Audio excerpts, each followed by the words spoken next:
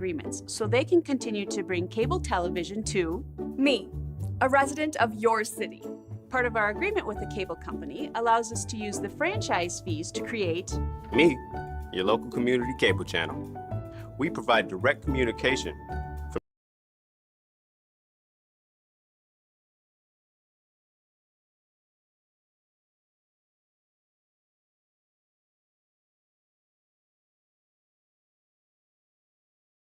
Good morning. Call the meeting to order. This is City of Savage Economic Development Commission meeting for Wednesday, July 16th, 2025. Regina, could you call the roll, please? Yes, Commissioner Suleiman. I figured he'd get Commissioner McIntosh. Here. Commissioner Rasmussen. Here. Commissioner Erickson. Here. Commissioner Huff. Here. Commissioner Zastro. here. Commissioner Sims. Here. Commissioner Corrigan. Here. Thank you. Thank you. Since you're all present, Commissioner Suleiman, you will be an alternate today, Okay, so voting, but can certainly add to the discussion. Okay. Would you all please rise for the Pledge of Allegiance?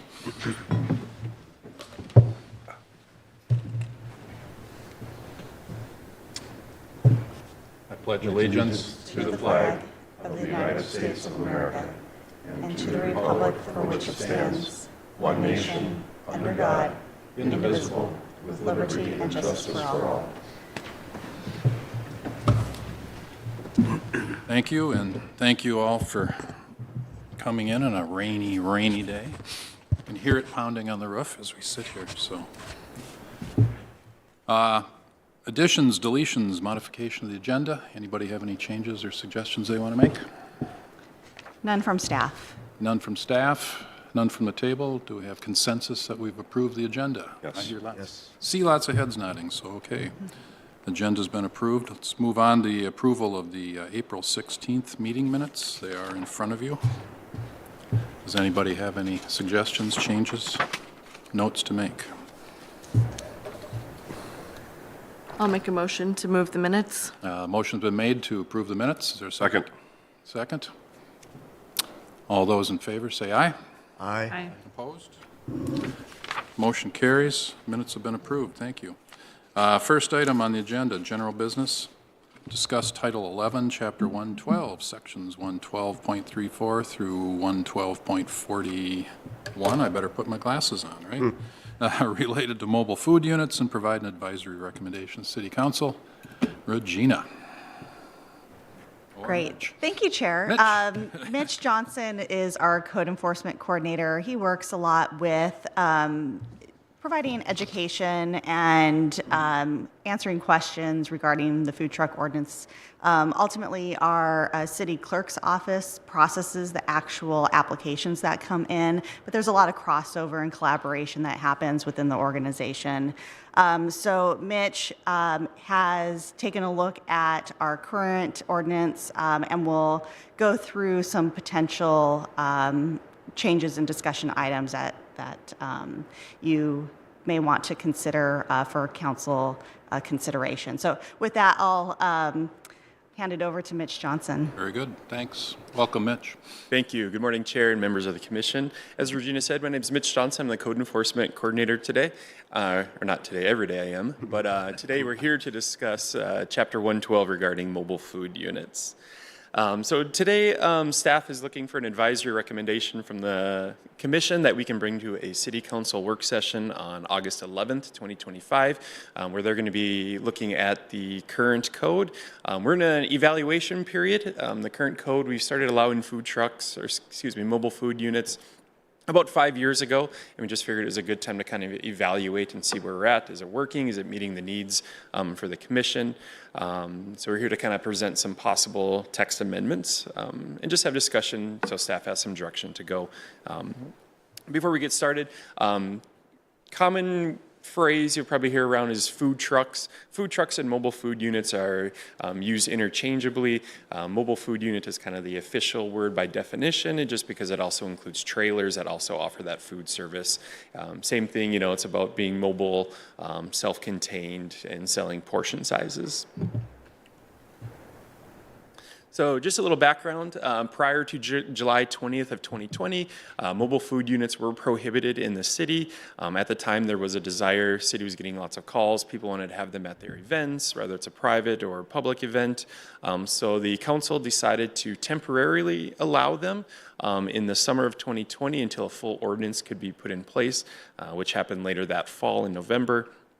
When the full ordinance went in, they did put some licensing provisions in where you had to obtain a license from the city as well as some performance standards.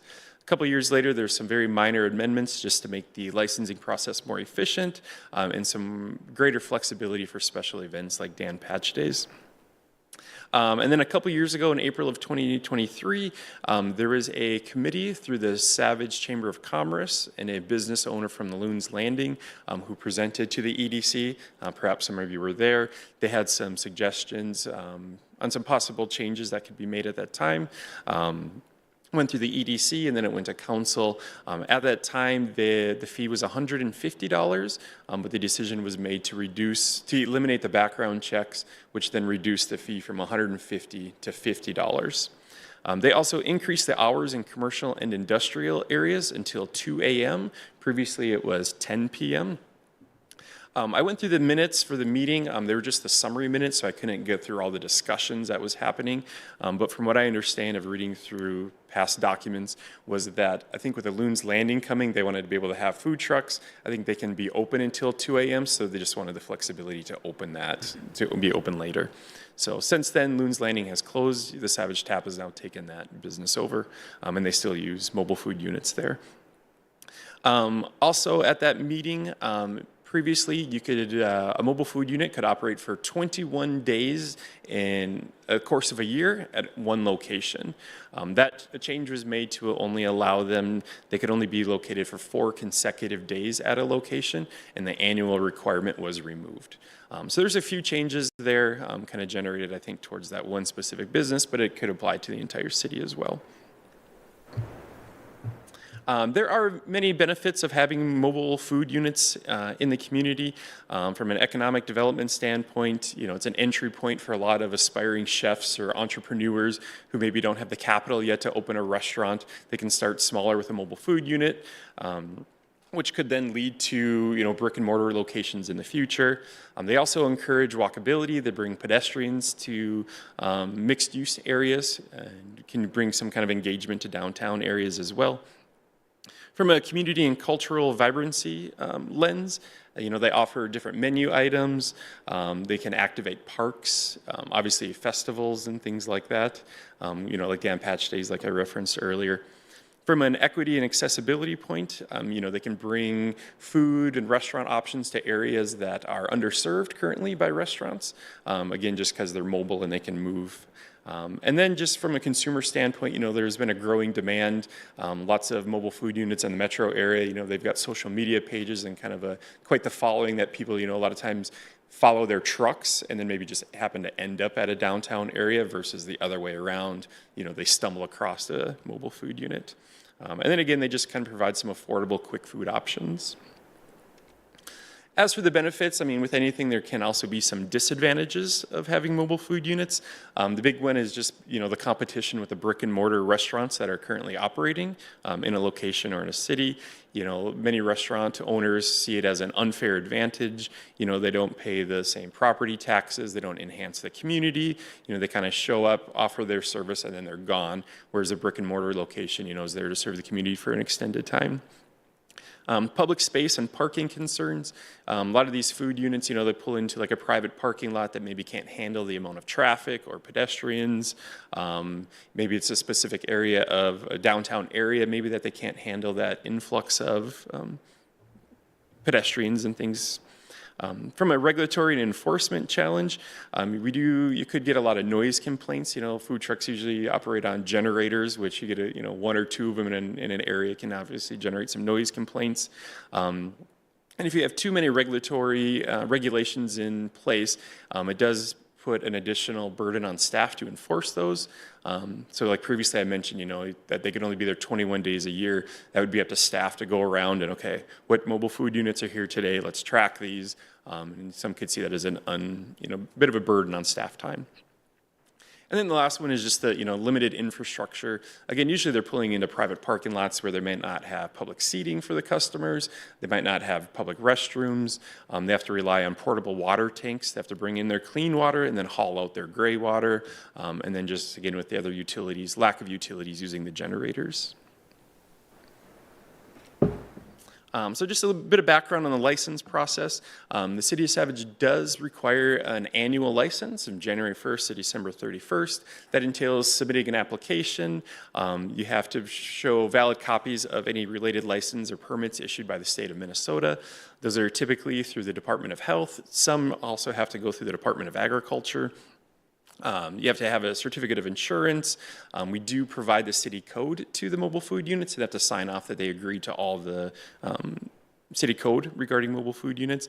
And then, like I said, it's a $50 fee to handle staff time to process that.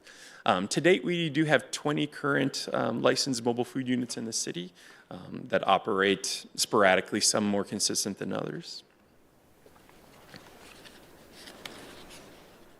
As far as inspections go, the city does not proactively inspect mobile food units unless we observe something that's egregious or hazardous. We must receive a complaint, which is consistent with all of code enforcement. Some larger cities do require like an annual fire inspection. You check on, fire extinguishers and things like that. Currently, the City of Savage does not.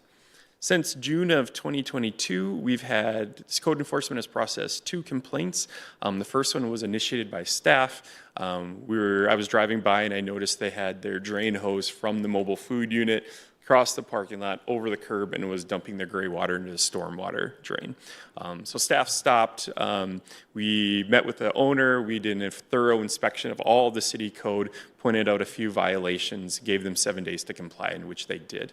And now they got one of those big portable water tanks and they're now hauling their water back to their restaurant, their permanent brick and mortar location that is not in the city.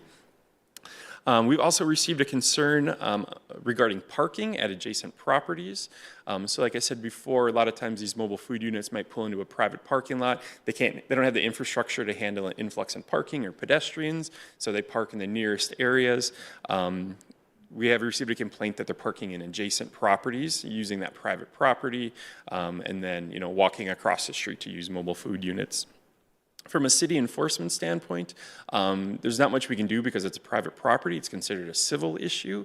The police can't issue parking tickets for parking on private property. If they were illegally parked on city streets, then they would be able to enforce parking ordinances in that aspect. So kind of the next steps, like I mentioned, it's been 5 years since the initial ordinance was passed. Staff is just looking to kind of evaluate the city code, make sure it meets the needs of the community. We're looking for some direction or discussion today on any possible amendments, which will then be included for consideration at the August 11th City Council work session. So I do have 5 potential amendments I'd like to go through. Before I get into that, does anybody have questions about the current process of mobile food units? Mark? Does staff and/or the mobile food vendors think any of this is broken? Yeah, so again, we have received a complaint. We have received direction from the council to evaluate this, the current code as it is. So we're going through that evaluation process. But does that mean it's broken? Evaluating is one thing, a broken system is a different thing. Yeah. Based on the number of complaints, like I said, one was staff initiated and we received one other complaint in the community. I think it's hard to justify to say it's broken, but I think we can always improve it. Only 2 complaints in 3 years. That sounds to me Pretty good. like it's fairly well written. Yeah. If it ain't broke, don't fix it. Yeah. With no other questions, so I put a slide, you'll see it in the staff's memo as well. But staff just pulled out 5 possible things that we could kind of clarify, perhaps. The first one is, again, all mobile food units need to obtain a license. There are some exceptions for like special events and things, like graduation parties, birthday parties, things like that. Right now, staff would like to clarify the code that says that if you have an exception for an event like a grad party, a birthday party, clarifying that it needs to be a private event and not open to the public. So for example, if you have a private event at your residence, they can be in residential areas, but they can't serve to outside people. You can't draw people into a residential neighborhood and sell just to anybody who shows up. That it would be specific language stating that it is a private event only for the guests of that party. Another thing to look at is perhaps providing a license exception for breweries with tap rooms or brew pubs. Right now in the city, I believe it's just the Savage Tap. That's a possible amendment just for the fact that they bring in so many different mobile food units. And based on a bit of research, it doesn't appear that they're all being licensed. I think it's a service that they provide. And they have such a rotating calendar that perhaps that's one thing that we could clarify, because technically that's not a private event, because anybody from the public could show up to that business, just go to the mobile food unit and then leave. So it would be open to the public. But I'll turn it over to you if you have any discussion or ideas regarding possible amendments to this section. Fred, go ahead. Go ahead. Just a little bit of feedback. On the private events, just being thoughtful too. Like I know some neighborhoods, for example, my neighborhood will bring in a food truck for the neighborhood to do an event. So I don't know how private that would be considered per se, but it's also not a public event. So just maybe want to be mindful as people are gathering, but maybe not widely advertising to the public. And then the second on breweries, brew pubs with a hospitality background, I do think that would be a positive amendment to exempt them. Generally, there's just inherent challenges with them having kitchens, and it's a great way to maybe introduce a food truck that might want to get licensed to come to some public events, et cetera, to our community and to help our community get more exposure to other restaurants. So I think it would make sense just given the challenges, and if we want to draw more of those, or if we do draw more down the line, it would give some flexibility. Fred? Just a couple of questions. I'm confused. Are those exceptions current exceptions? They're not current exceptions. Those would be added. Okay, all right. And the second one, provide license exemption. Tap rooms are exempt or not exempt? They're not exempt from mobile food licensing at this So time. that second bullet, those are new exemptions. Yes. Okay, So those are possible that we could provide exceptions. Yep, thank you. Clarify. We're aware that there are unlicensed trucks coming into the city, and Yeah, again, so from a code enforcement standpoint, right now we are reactive, not proactive. There has been some discussions about transitioning that, just like we know that there are, rental properties that aren't properly registered as well with the city. So yeah, you're relying on someone bringing it to our attention, is what you're saying? correct, and then So- we'd follow up with that. Okay, and then you've provided some possible amendments to this, but I noticed the recommendation was to do nothing. Yeah, so what we're here today to do is kind of initiate the discussion. We would like it pushed to receive recommendations from the committee and then be pushed either by the commission or by council. Again, with the two complaints, it's hard for staff to justify major changes. Okay. Angie? I'd be curious to know how our policy is comparable to neighboring communities, because I don't want to create an environment in Savage that's hostile to food trucks, where they may find homes in other communities where there is a lot of upside to having them here. Yeah. So I think that's kind of one thing on my mind, is to not have something so different from the communities around us. Perfect. Yep. We've not done that research yet. I went through the notes from 2023, and they had like maybe 6 to 8 cities that they compared. It seemed like Savage was kind of right in line, but it's changing. It could change drastically since then, but I'll make that note for the future. Thanks. Thanks.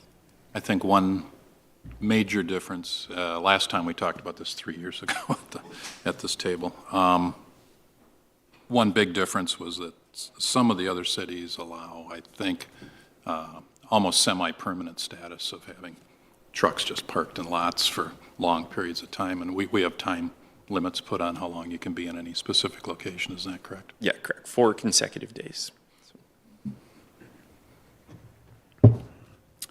Any other questions for Mitch? Jill? I should know the answer to this question, but I don't. Are food trucks able to sell alcohol? I do not believe so. They would probably have to get a license specific for that, through like a temporary license. And I would imagine because we don't have like a social district or because they're not allowed in the state except for in select cities, that they probably wouldn't be able to sell onto like if they were in public property, et cetera. Yeah. I recall reading through the notes back when this first passed, like in November of 2020, that there was discussion about that. And I believe at the time that they said that, no, you couldn't have that. There was some sort of exception or something that they couldn't have them. But we'd have to check on that further to clarify. Just from a personal perspective, I think, like a public event is, if they are able to, or if there are future situations where they're able to, I think a public or private event are different things, but I just would want to be mindful, like especially if there's like a semi-permanent location or if someone is parking at a frequent location, that the restaurants and bars pay significant liquor licensing fees and go through quite a significant process. Again, if we had like a food truck festival, like I know some of our neighboring cities do, there obviously could be different considerations. And again, I don't even know how all of this integrates into the law, but just want to be aware as conversations go further about that part. Yeah. All right. Another clarification, just so everybody's aware, the state does the health inspections on all these vehicles? Correct. So the state handles kind of like the health and safety aspect. The city kind of handles the where can you operate and how can you operate. Kind of the performance standards part of it. So. Good. All right. Appreciate the discussion. I've added those notes. Mr. Chair, just a question. So are we assuming that tap rooms and brew pubs cannot serve food? Is that the assumption underlying this? That is not the assumption. It would just be, so the breweries with tap rooms and brew pubs, those are kind of two zoning, words, if you will, classifications. And what, I guess a possible amendment would be that if you're operating one of those and you have mobile food units come to that, they would not need a mobile food license for that.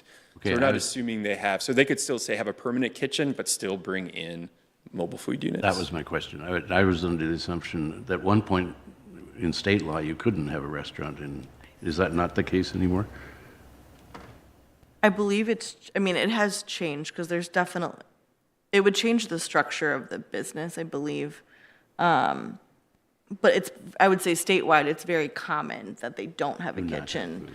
food, okay. So they typically, a lot of breweries do bring in mobile food trucks for that purpose. I'm a little rusty on that section of state statute, but I could certainly look into it too. Okay, all right, thank you. I think believe there Surly are- was the one who kind of broke the mold on that. And Yeah, they had significant agreements in the big liquor deal a couple of years ago. I don't know if that's where it was or. Thank you. All right, appreciate the discussion. The next one would just be about the locations of where mobile food units can operate. Right now, they can operate in private or commercial industrial properties with consent of the property owner, and then in residential areas for private events only. They can also operate in city parks with approval from the city, again, for like a festival or music in the park, things like that. So a couple of possible amendments that I'm looking for some discussion on is there are some cities around that have minimum distances between a mobile food unit and existing restaurants, so don't encroach on that business. There was one city I read that they even look at the menu. So like, for example, if you're selling sandwiches out of your mobile food unit, you can't be within, say, 200 feet of another sandwich shop. You can be closer to other restaurants, but looking at the menu items, so there's not conflict again. Again, just not to impede on those existing brick and mortar locations. You could also look at setbacks from property lines, and then looking at parking again, that we could require adequate parking for the mobile food unit. So from a zoning perspective, depending on the type of business, there's a formula, if you will, that says you need this many parking spots. Well, then if you bring a mobile food unit in, if they have that minimum number, that would take away those parking spots for the business, which then could create congestion. So we could look at something from a zoning aspect and say, okay, your business is supposed to have 10 spots as a minimum, you have those, you can't bring a mobile food unit in here because you need 6 more for a mobile food unit. There's no standards or benchmarks from the APA, which is like a national planning association regarding parking in mobile food units. Again, because the idea is that they are mobile and going and less intrusive. But again, based on the complaint that we've received, just kind of about parking concerns, something that we could look at. Fred? Mister, just a question on setbacks from property lines. So the truck is sitting next to a sidewalk, next to a property, you got like 6 feet, right? Is that the property setback? Yeah, depending on the lot, yep. Is that even worth doing? Yep, and that's what we're here to discuss today. Do we just say, hey, it just has to be on private property, to keep it off of, say, sidewalks or sides of streets and stuff like that. But we could have a setback that says, hey, it has to be, 10 feet from, let me back up, it has to be on private property, but still 10 feet from the property line. Again, is that? Oh, no, so I'm confused. Are we only talking about private property here? Yes. You can't park in the street? You cannot park on the street unless it's in a residential area for a private event, and then they can only be on the street for 12 hours. So. Thank you. Yep. Other comments?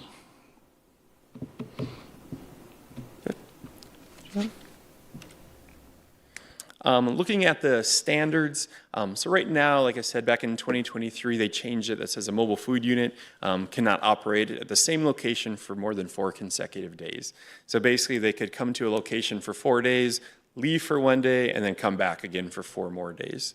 Some possible amendments is to reduce that number, maybe to 2 or 3. We could also look at, right now, the way the ordinance and the language states, it doesn't say anything about overnight parking.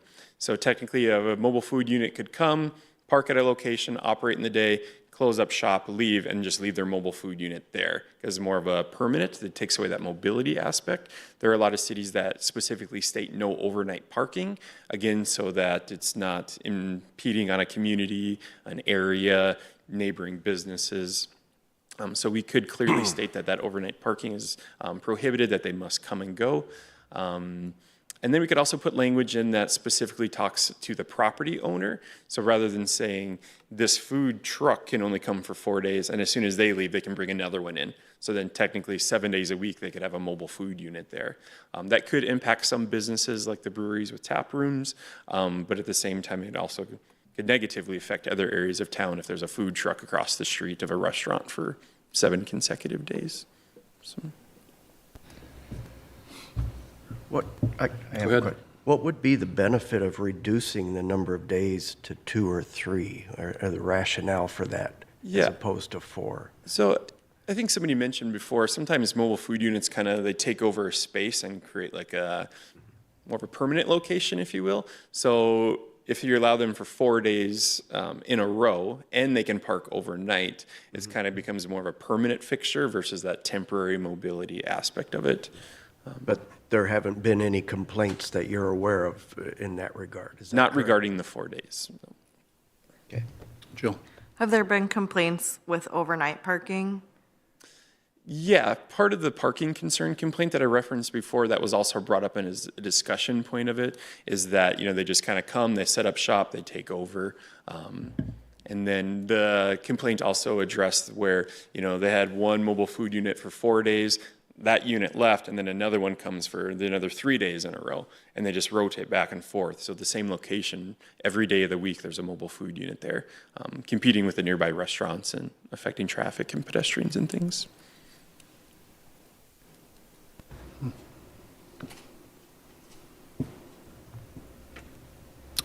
Continue. Okay, sounds good. As far as hours, so currently in residential areas for a private event, they can only operate until 10 p.m. Commercial and industrial areas, it was extended to 2 a.m. back in 2023. I believe, again, that aligned with how late the breweries could be open. They wanted that flexibility that they could keep a mobile food unit until closing time. One possible amendment is to reduce the operating hours until 10 p.m. because that would be across the entire city. I looked at the downtown. Most places close at 10 p.m., 11 p.m. There was one establishment that closed at 1 a.m. Again, staff has not received any complaints regarding the operating hours. I don't think any mobile food units are operating that late, again, because we haven't had the complaints. But it's just one area that staff looked at that said, if you think there's any changes, we could also reduce those operating hours.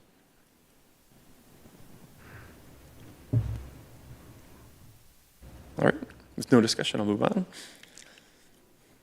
And the last one, so currently the code regarding mobile food units says that a truck or a trailer must provide an independent power supply that's screened from public view, which relates to generators, loud, noisy, polluting generators. So one of the possible amendments we could look at is to allow some flexibility where they could tap into the electrical infrastructure at least. You know, most of them operate off of like a camper, like an RV plug, you know, like you'd find at a campground, that could reduce the use of those generators. Would just kind of provide some flexibility that they could use both. They still would not be able to tie into like city water or sewer, septic, infrastructure. It would only be electrical to, again, just to eliminate the number of generators.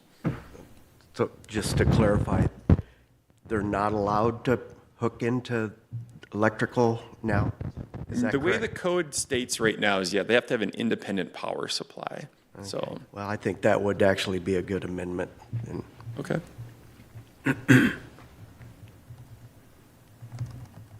Would that amendment bring on other problems such as cords laying all over and Yeah. people tripping on things and Yep, we would have like a provision in there that they'd still have to follow the state electrical code. And again, with all, you know, superseding building fire codes, all these units would have to follow those as well. So, any other comments on this? Excuse me, just, so this is an option. It's not requiring them to plug in, either generator or power. yeah, Thank yep. you.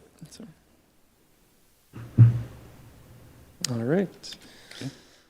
So again, today, you know, staff is just looking for some feedback and discussion that we can bring some recommendations and directions to the next council work session in August.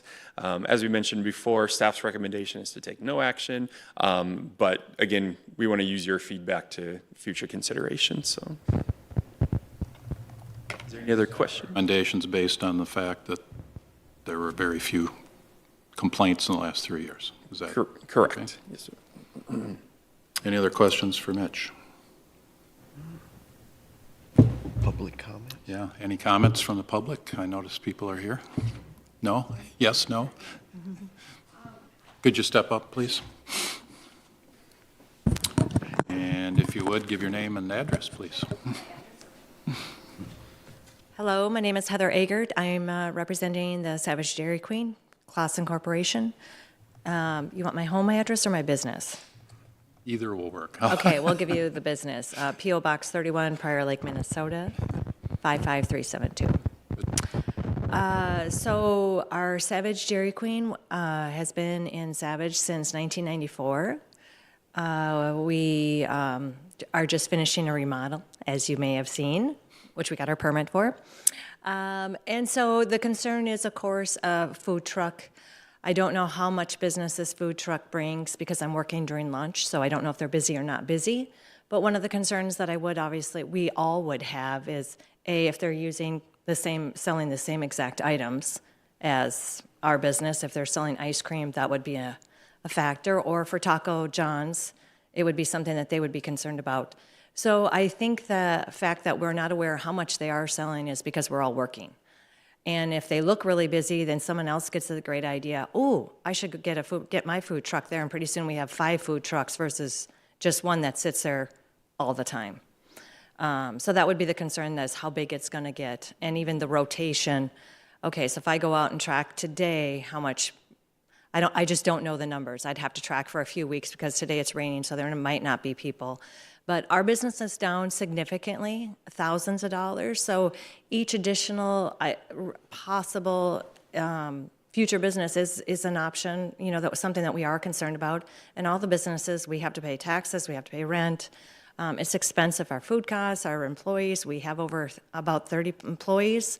So it is a concern when it's way cheaper to have a food truck. I'd love to have a food truck. Definitely, I value the food trucks when we go to fairs, to different venues, music fests, things like that. But where this one is located, perhaps, is not, we're all just nestled in this little terrible frontage road area that everybody complains about. Oh, it's so hard to get here. It's just one more thing where if the workers from like the ABC are walking, they're not going to walk to the Dairy Queen because we got a food truck right here. Or why bother walking to Taco John's? We're right here.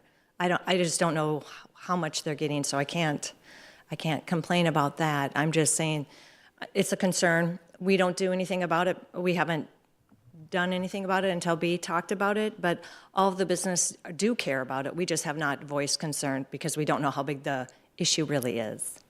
So we're just looking into it as well. But if it grows to 5 food trucks, yeah, we're not going to be happy about it because it's such a small area. We don't have great traffic. It's hard to get to. So, yeah, we wouldn't be in favor of a different food truck every day because then I'd have to monitor what food truck is there today. And we're all busy working. We're all, short-staffed. We're all trying to watch labor costs, those kinds of things that I don't know how much they're getting or how much they're taking away from us. Is your concern hypothetical, or is there a food truck actually operating? Oh, there's a food truck right there. It stays there 24/7. It is a little bit of hindrance when you're at that intersection. If you turn at Taco John's, you stop at that stop sign once you've turned, and it is blocking the view. You do have to pull up a little bit further to view it because the food truck sits there when it's not in use the other direction. So it's just sitting there. I don't know when it's up because I'm at work, by 9. Okay. And it's there It's there all the time. all the time? Isn't it there all the time? Yeah, I don't think it moves. When I leave at night, it's there. Okay. Jill? First and foremost, thank you for coming and very early this morning and for doing business. Sorry I was late. I was at the wrong door. For doing business in Savage. I come to your Dairy Queen despite the frontage road. I just had a couple questions. First, is the food truck on private property or public property? Well, it's in that Hirschfield's, that strip mall parking lot. I don't know. So it's private. And I don't know who's given the authorization to have that parked there. Is city staff? I guess because it's. Are you aware if the entity owning gives them permission or? Yes, so they would have to have written consent from the property owner to operate. And the one she is referring to is indeed on private property in a parking lot. Okay. And I guess just for notes for council, one of my comments and something I've been ruminating on since the staff presentation, given that food trucks are mobile, I have concern maybe if they're permanent fixtures overnight. I have my bias is having a lot of sympathy for the restaurant and hospitality industry as working and representing them. And again, I support food trucks, work with a lot of them, but I do think given that they are mobile, having a permanent structure or semi-permanent structure is concerning. I'm less concerned with the amount of days that are in code, but the overnight might be something we want to consider. And thank you for coming. Of course. Any other questions? Thank you for appearing. Thank you for your consideration. Mr. Chair, maybe I have a question. So are you talking about your business on 42? Yes, Okay, so you're in that mall. yes, that you have any- terrible location, strip mall to get to. Yep, so you own your property. Correct. Do you have any agreement with the mall? No. But all of the cars that drive into our parking lot have to turn around through the Dairy Queen parking Right. lot. I'm just wondering why that property owner would want to compete with you. Well, they don't even care because they're not a food business. So they're just got land sitting out there, so parking lots. So they just they could let anybody, they could let five food trucks sit there if they wanted, if somebody asked. So that's what my concern is. If it starts to look busy, which I don't know if it is, we're going to get 2 food trucks and that they'll just say, well, sure, I already got 1. I don't care about 2. Yeah. Thank you. Jill? Follow-up question. Is this a taco truck? Yeah. Okay. Interestingly, it does come up on Google in that location. So I just thought that was interesting. If it's a mobile food truck, I don't think it should be registering as kind of like a business in Savage. Which absolutely would be concerning to Taco John's, who's been there a long time as well. You said that it is on the, it is? Yeah, if I can show folks after the meeting, but yeah, if you look on Google, it comes up right behind the Hirschfield Savage Contractor Service Centers. It's indicated as a Mexican restaurant. Okay. A question for Mitch then. Is that, you're aware of this truck? I have observed it, yep, just conducting inspections. Again, if we were to receive a complaint on it, we would follow up with it and, you know, Okay. be for sure. And is it licensed, do you know? It is indeed licensed, correct. Okay. So does that mean we have to like make a complaint that we don't want it to be there 24/7 in order for, is that what we would need to do? Okay. Yeah, the city doesn't have staff to Oh, sure. constantly go out and just hunt for these things. So we have to rely on people like Absolutely, yourself to bring yeah. things to our attention, so, Okay. Thank you very much. thank you.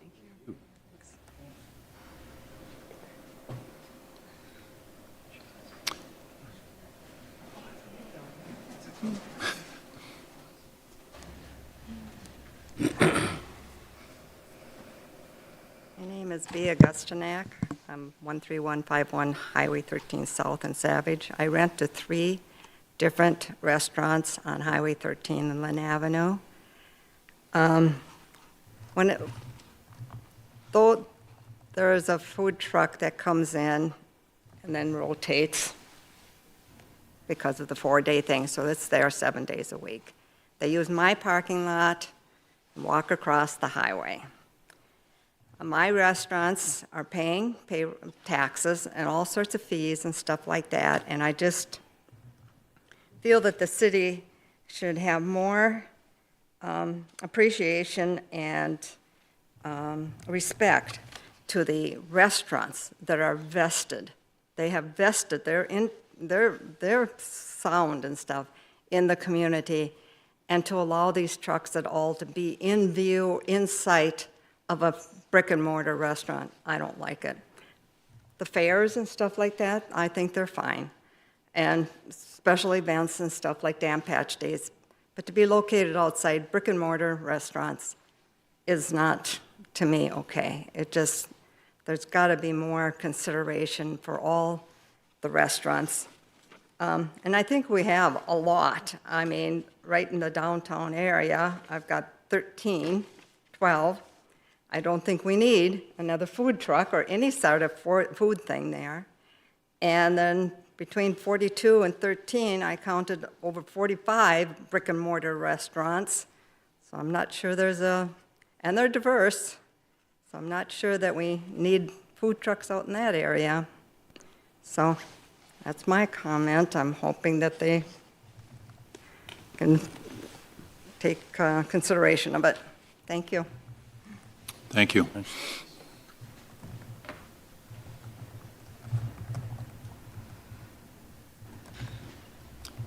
Any other final comments, Mitch? Before we, No further comments from staff. If you have any extra or additional questions, be happy to answer those. I'll also be working with the speakers and kind of go through that process we discussed. good, thank you. Jill? A follow-up question I have for staff, and again, thank you for coming to speak and owning and operating restaurants in Savage.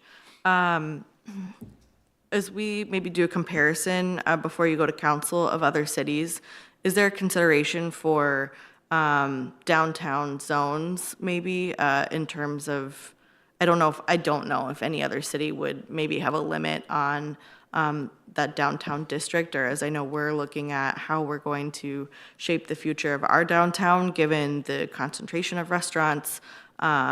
Maybe there's a consideration for when, if you are a brew pub or tap room or a special event, I don't know. I don't have any strong feelings towards the recommendation, but something that we might want to consider, especially as separately, I'm concerned about some of the access issues that the Highway 13 project is going to cause as well. So we just might want to see if any, I think about Shakopee having their own sort of little downtown district as well. Comparable cities like that. I'd just be interested to know if they have specific zoning requirements. Excellent. Noted. Thank you.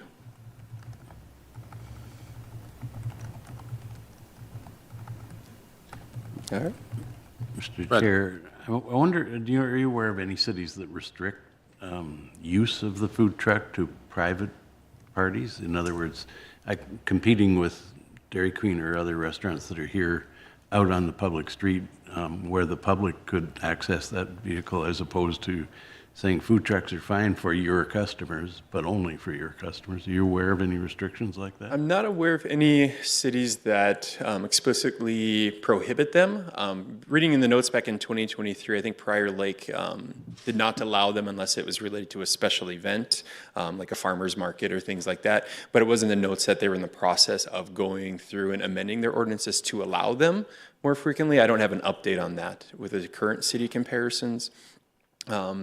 As for your comment on like parking on streets and stuff like that, most cities prohibit them parking on the streets and operating, just again with pedestrian safety and things like that. Except for Prior Lake.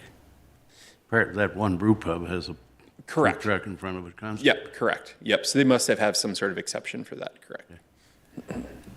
Thank you.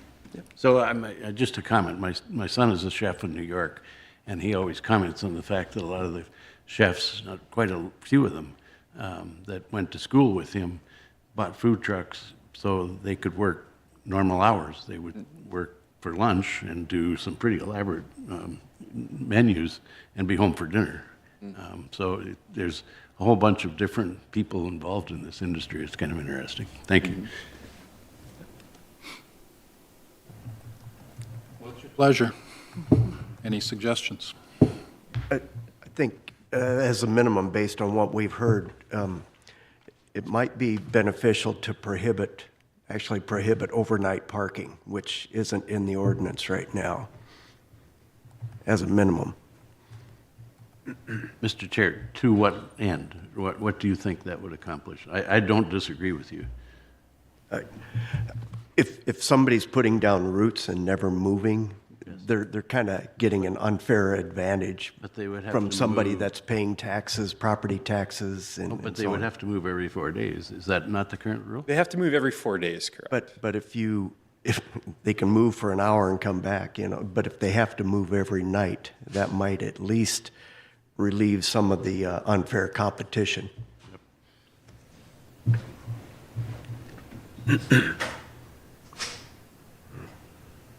Any other suggestions? Mark? I can see some validity to this point about moving on not allowing overnight parking. But the fact that we've had minimal to no issue with this in the years we've had the different statutes, what have you, codes, I don't want to I don't want to have a solution looking for a problem. And another part to this is having a food truck in a strip mall or where there's other businesses has the potential to be, can be beneficial to those other businesses because it brings in traffic that might not otherwise be there. So there's two sides to the coin. I understand that if you're an existing restaurant owner, you don't want to see competition right outside your front door that might be selling the same items that you're selling. I get that point. However, there's a macro to this too, that to make our community, our city, more enjoyable and accessible and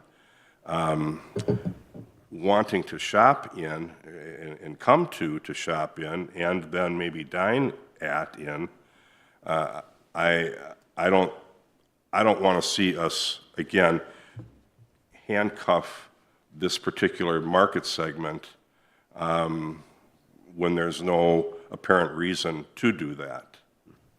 I mean, there's some little tweaking possibly, but I don't want to see us just all of a sudden get crazy with restrictions and whatever and drive this market segment away. Jill? Thank you. I think I've made some of my recommendations for council to consider clear. I would support the EDC considering making a recommendation to prohibit overnight parking, because again, it does remove that mobile perspective.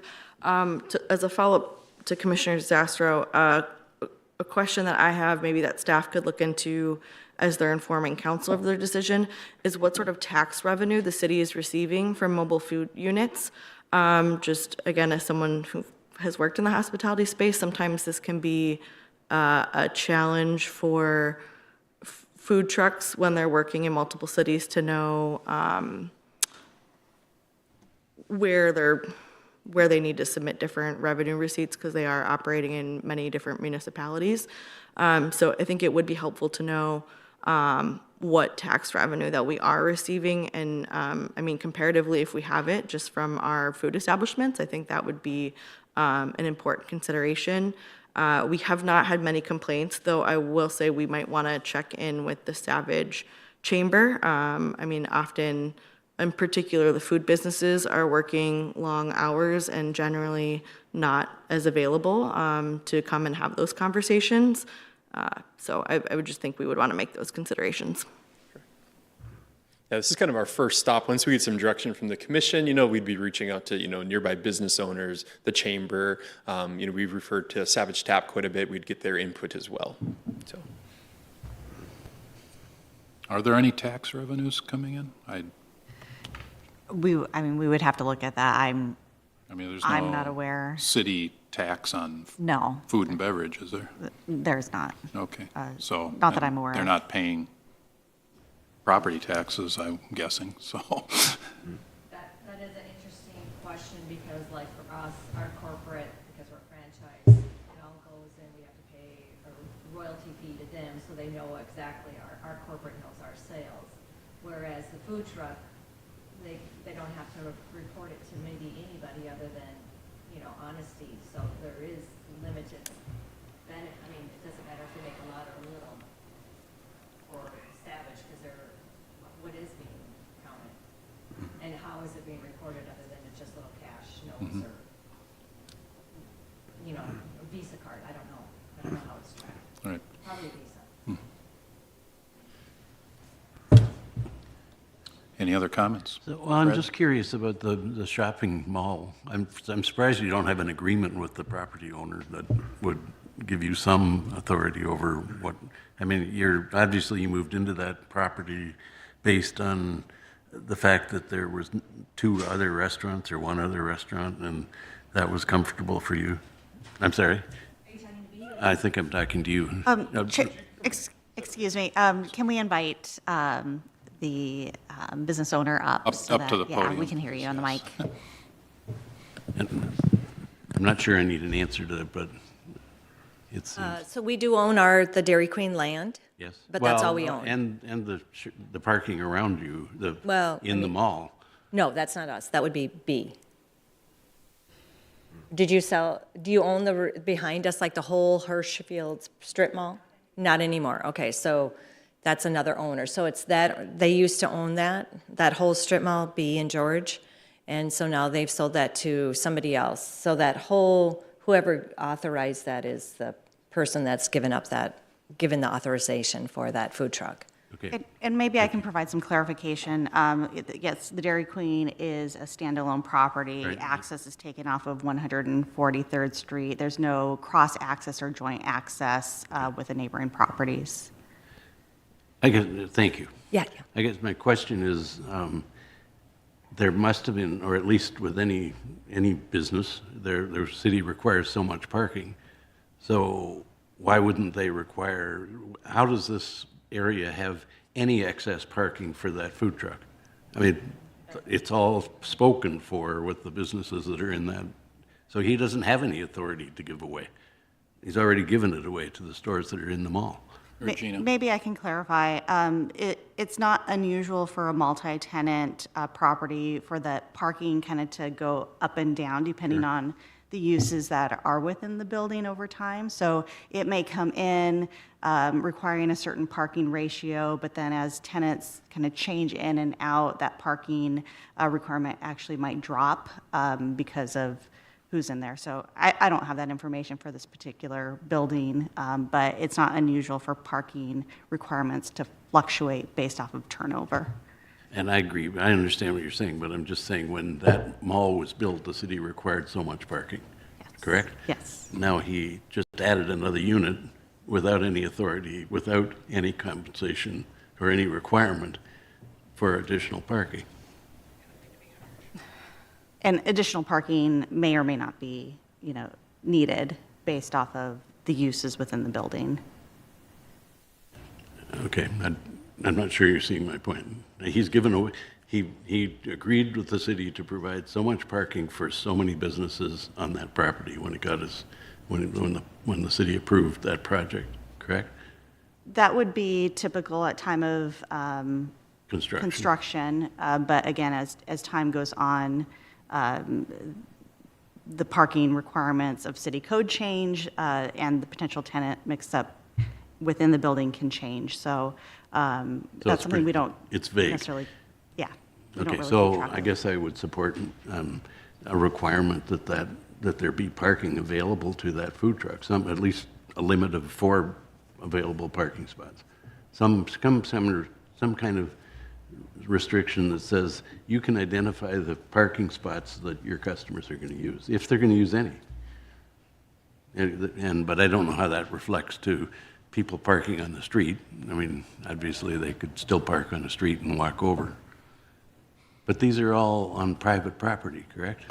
Correct. I don't know, it just seems odd that their businesses are required to have so many parking spots, that these businesses are not. I like the idea of food trucks, but they are imposing difficulties for other businesses, and I'm not sure how to make that more fair. Charging property taxes, I guess you could, but it's certainly, there is some presupposed advantage to having a brick and mortar store that is being taken away by these trucks. So to recap what I'm hearing, there may be, because we don't actively enforce things and we don't have staff of people who are spanning the city constantly looking for these things, there possibly is occasions when trucks are sitting more than 4 days or whatever. They currently are allowed to do overnight if it's 4 days, correct? As the airport says, if you see something, say something. So, and then we have to rely on that from the public to spur you into action. And so what I'm hearing at the table is possibly there should be some amendment to make people move at night. Brian's comment on that. And Fred's comment possibly about parking. So is there anything else that's of concern to the commission?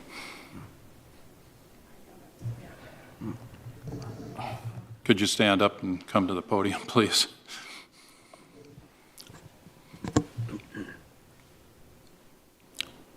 A lot of people don't even know what the regulations are, so they don't know that they should be complaining. And this is the only thing that you're saying that you're going to get results is if you complain. But if you don't know that they're not allowed to be there 7 days, it's got to be more publicly known, I think.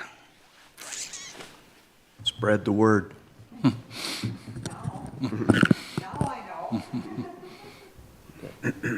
So, Suleiman.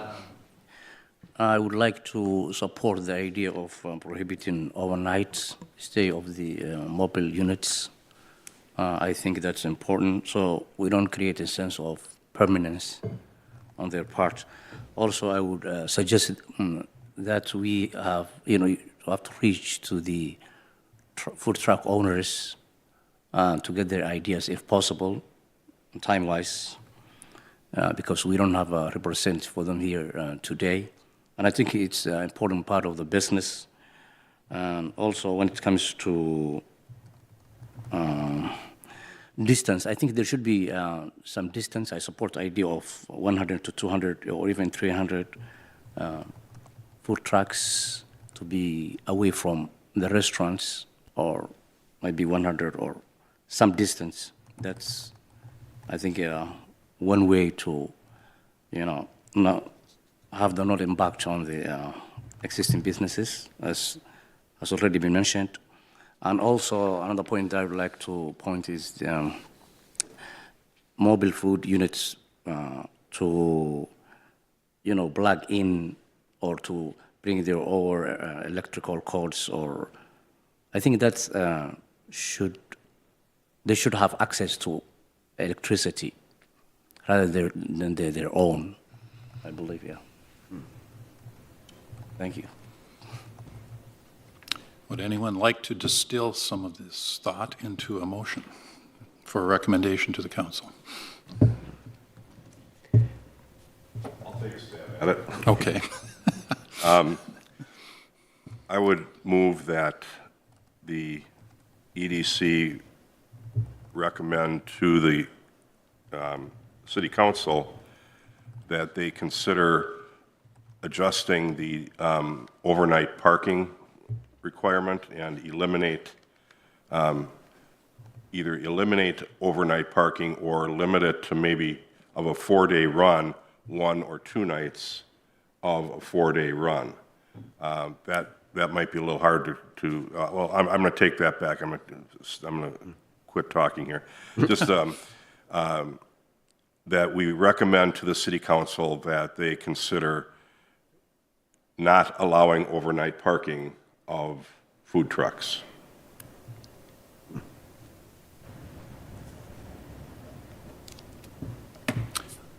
I would think that that would help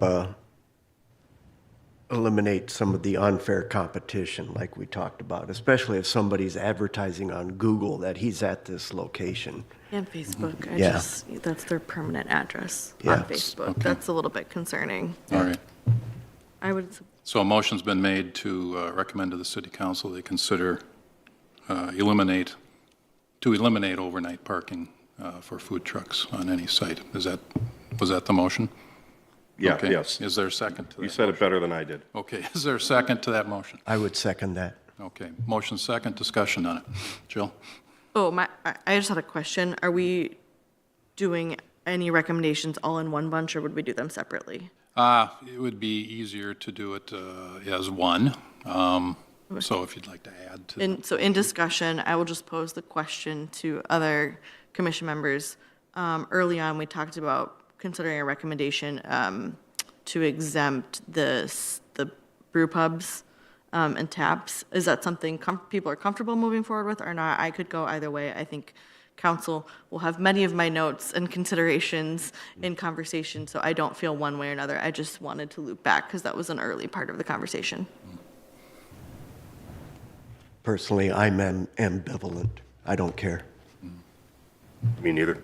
For that one, I mean, that seems to be a group that specifically wants the food trucks in their area. So why not, if they want them, we should allow it or make it easier to Promote it. facilitate that, where perhaps keep them away from the parts of the city that don't want them or would prefer not to have. Yeah, and I'd just caution everybody.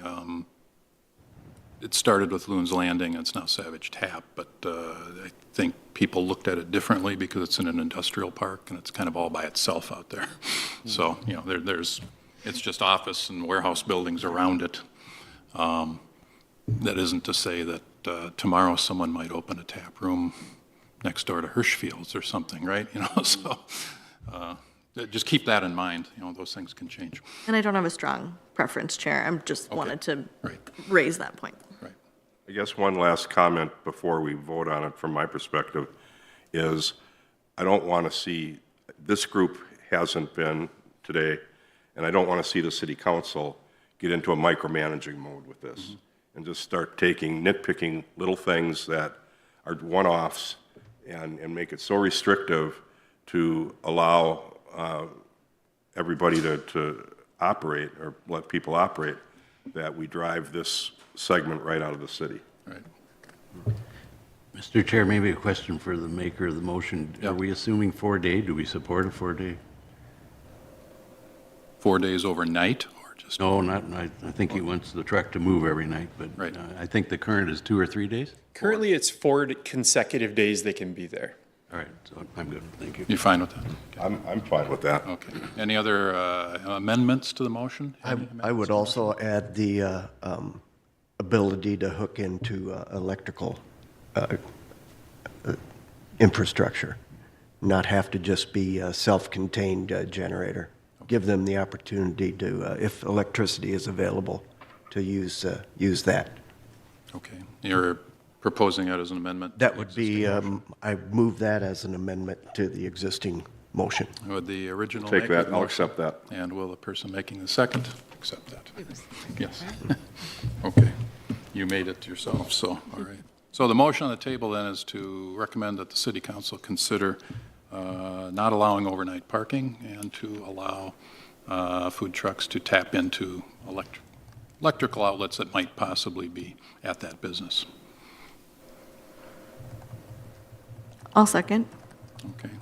Or sorry. The amendment's been seconded then? Okay. Yeah. That probably would be appropriate since the original seconder. Yeah. Okay. So the motion's on the table. All those in favor say aye. Aye. Anybody opposed? Motion passed, and that's recommendations we'd send to the council then. Excellent. Mr. Chair, just a question that wasn't related necessarily. Are these permit applications put on notice? Is there somewhere that businesses can see that somebody's asking for a permit for a certain location? Yeah, so the city does publish once the license is granted on the city's website. We have a mobile food truck unit webpage, if you will, and all of the licensed food trucks are there. So for the comments that the audience made, the business owners made, they wouldn't know that a food truck was coming until after it's permitted? They wouldn't know if there's an application that's been submitted, because again, the idea is that they're mobile, they submit the application, they can go anywhere in the city. They're not applying to be at a specific location. Okay, thanks a lot. Thank you for your time. Appreciate the time, and thanks for coming out. Early rainy morning. You didn't bring any dilly bars, did you? No. Okay. Thank you. Informational updates. Chamber update.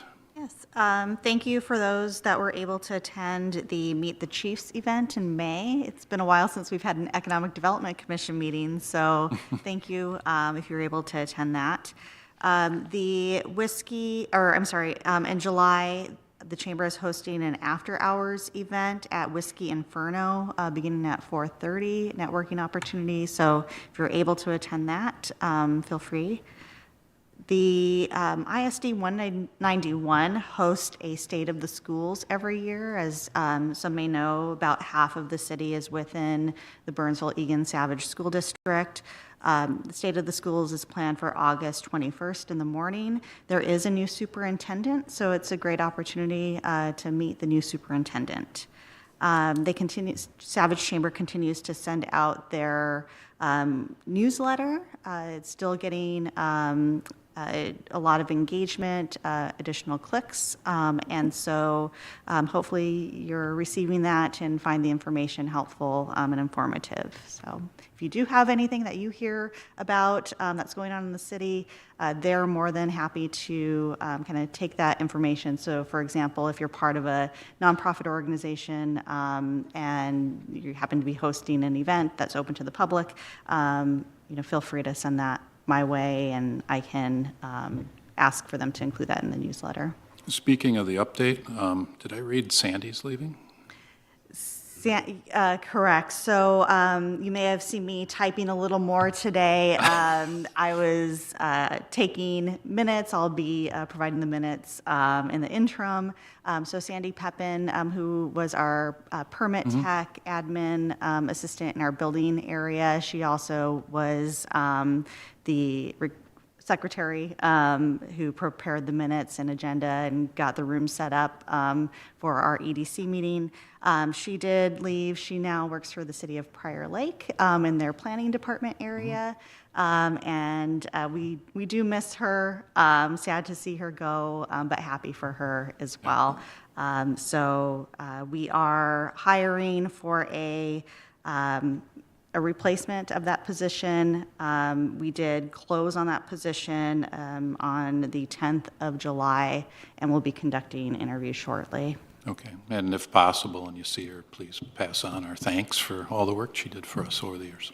I will, thank you. Thanks.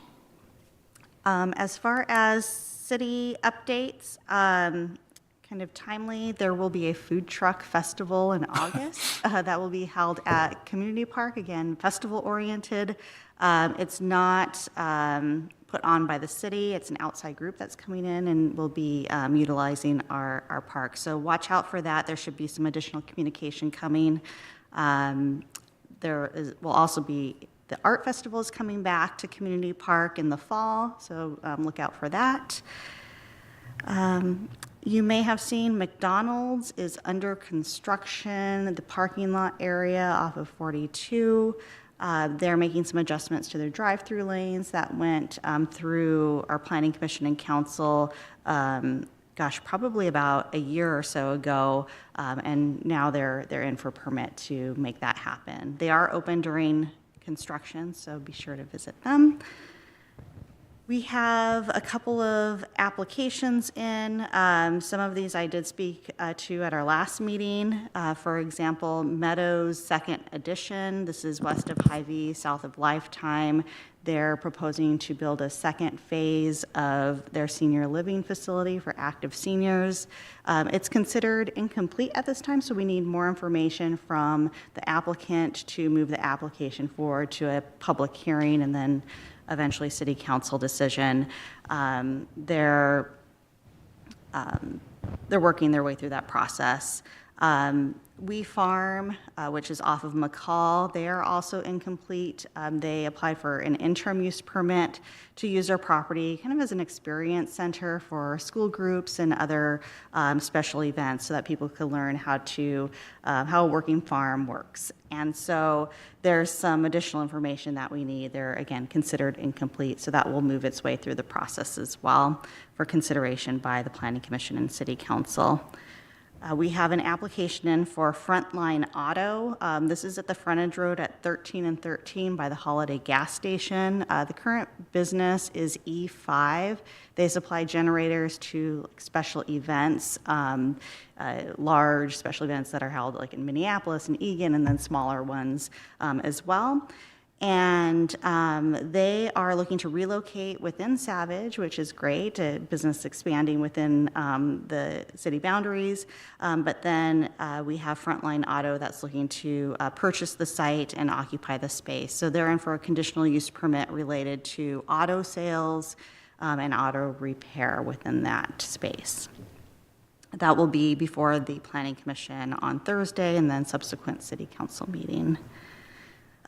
We are closing on the land, County Road 27, former right-of-way. That was approved by council. We anticipate closing in August for that. We signed off on our first cannabis request from a zoning, building inspections, and fire lens. The entity is the owner that operates Greenleaf Depot, kind of across the street from McDonald's. They still need to finish their portion of the state process before they are issued a license for operation of cannabis retail sales. So more to come on that, but they're in queue. Let's see here, what else? A lot going on. We have a ribbon cutting coming up this Thursday at 11:30, Apricot Lane Boutique. Apricot Lane. I'm from the West Coast, so I say apricot. That business is a fashion boutique selling women's clothing. That's kind of by the Buffalo Wild Wings, the strip center where Caribou and Oishi is located. And then Ross grand opening is on July 19th. Have not heard of an official ribbon cutting or celebration. We've been in contact with them, but don't have anything official planned that I'm aware of. So They got their signage thing figured out? Yes. Okay. Yes. They were in for a planning and development amendment related to signs, and that was approved. New businesses that have opened recently, Chi Hair Salon. This is one of our tenants in the Hamilton building off of 123rd Street. It's a Chi Hair Salon, haircuts, color, styling. They're occupying the corner unit, so Suite 100 in the Hamilton building. Enjoy Shawarma just opened. They're off of Egan Drive next to Greenleaf Depot across from McDonald's. Kebabs, falafel, wings, and sandwiches. Tierra Encantada Spanish Immersion School. There is an existing immersion school off of Highway 13, kind of the south area of town. New ownership and new name, but different business. And then GS Granite World should be opening soon. They sell natural stone products for kitchens and bathrooms. That's off of Creekview Avenue in our industrial area, business park area. I think that's all I have for updates.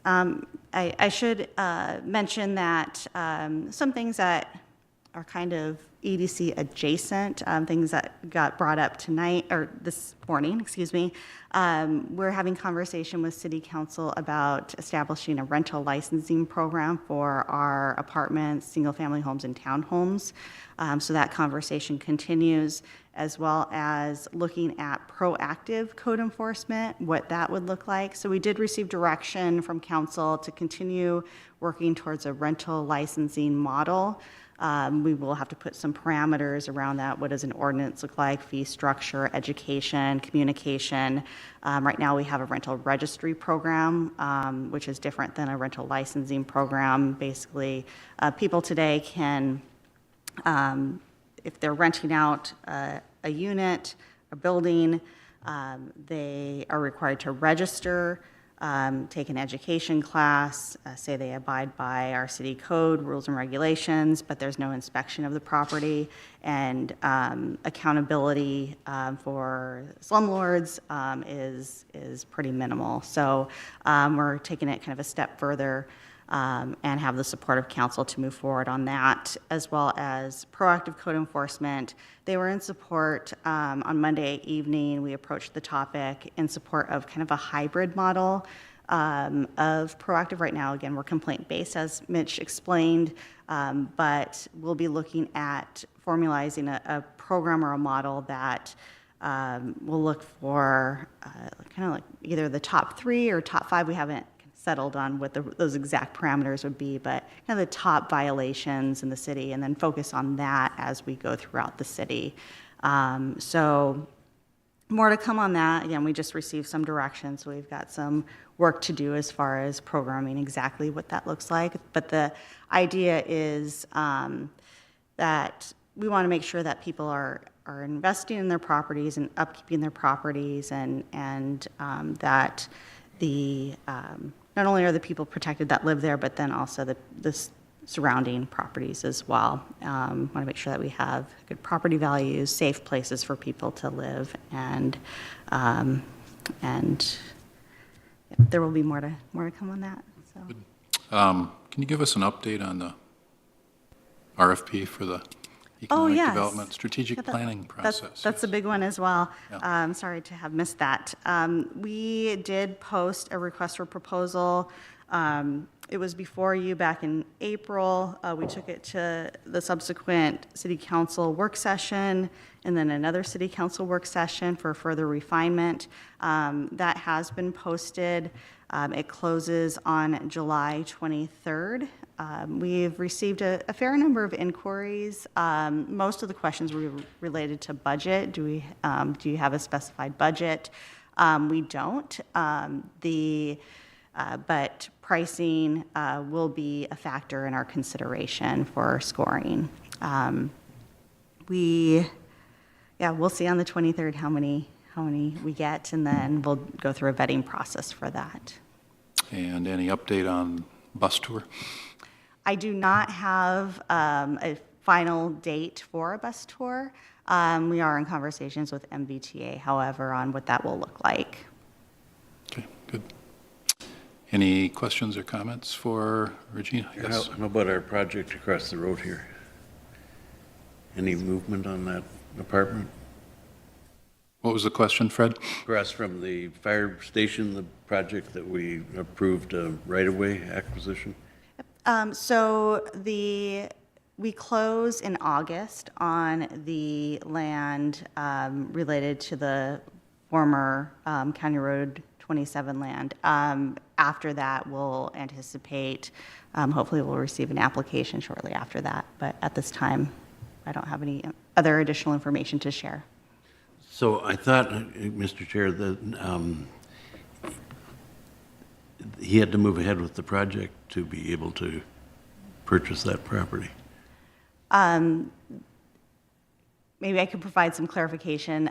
So after the Economic Development Commission provided your recommendation, the council reviewed the proposal and wanted to eliminate any barriers for the developer. So what we ended up doing was, in the purchase agreement, there is not reference to requiring that the owner or developer build the Project. apartment that was displayed within the proposal. So we showed in that proposal, the applicant partner showed 2 apartment buildings. MWF was identified. Since then, we've removed the requirement that they build to that proposal. The zoning of the property would require that certain uses be built. It is a high-density type of zoning and guiding. So, but again, the council wanted to remove any barriers. Since MWF did provide a letter saying they were no longer part of the development at this time. So I don't have any other updates other than that. Okay, no, that's good. Thank you. Okay. Anything else for Regina? No? Okay, next meeting, is this off-site next meeting? Yes, so the next meeting is in August, August 20th. That will be in the morning, same time. I'll let you know if there's any adjustments in time, but I believe the doors will be open at 7:15 for a tour of the Entrepreneurship Center in Shakopee at the CDA is located, Scott County CDA is located, and so it will be in that building. So I'll provide you the address and specific location. We'll also post that for the public record so that if anybody from the public wants to attend. I will also be extending the invitation to our Community Equity Commission through their work with the Ready Report couple years back. They identified ways to connect with BIPOC businesses. And so the Entrepreneurship Center does a really good job of helping all. And they might see some things that are worth taking back from their lens and in their work that they're doing. Okay. So this will be a tour and a Q&A thing. It's not going to be a formal meeting. Correct. So, but it will be open to the public. It will be, yes. Any final thoughts? Move to adjourn. Is there a second? Second. All in favor, say aye. Aye. Opposed? We stand adjourned, almost on time.